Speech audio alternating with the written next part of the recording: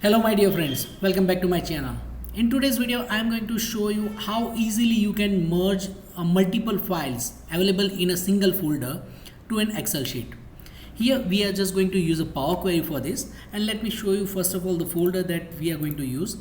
This is the sales data folder, and it contains different CSV files, for example January, February and March CSV files, and we are going to merge all this information into a single Excel. So let's see. First of all, we need to go to ribbon data, then get data from file, and here you have to select from folder. Okay, once you click over there, it will ask you the path of that particular folder. I have this folder over here on my desktop, and I'm just going to click open. Now you can see that it is processing and just showing you the list of the files that are available right now in that particular folder.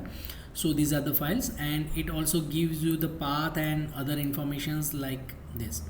Next, you just have to click combine and transform the data. This is going to open a preview of the file that you have selected, and make sure all the files have the same structure, so the data can be in a queue over there.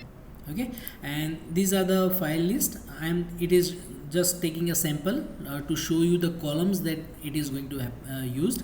This is the CSV file, so it is showing a comma separated. If it is something else, you can change over here. Okay, and based on the first 200 rows is just for the query. This is just a preview data. Click OK. It will open a query editor for you, and here you can do all the manipulations and whatever you want to do with the query editor. And once you are done with your all the activities, you can just close and load. Here we are not doing anything else right now. I'm just going to close and load. So in this, it is going to merge all the files into one. The first column is showing the file names, that is a February, January and March. Okay, and March has a 4 data. So this is how easy to merge. Wait, still something else is there. For example, if you have something more in the file, for example in January, if I'm just going to copy and paste it repeatedly over here. I'm just putting the row, and now it has a 6 rows, right? I'm just closing it, and you can see in January, if you open the Excel file, in January we have only 3 rows right now, but if I refresh it, you can see the 3 more rows are being added over here. Okay, so this is the magic, that in case if you update the file, it will automatically club the data. But what if you have the data that gets redundantly added to this particular folder? For example, if you are using every month data and just CSV files add over here, then it will automatically add to this file.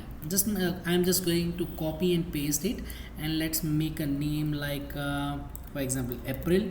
So assume that I have a new data in April over here. It is a repeated data, don't worry, but we can identify them with the file names. Just right click and refresh, and you can see the April data is appearing over here. So that's it. This is the easiest way to merge all the Excel files without doing any formulas or without any VBA things. Hope this could be helpful to you.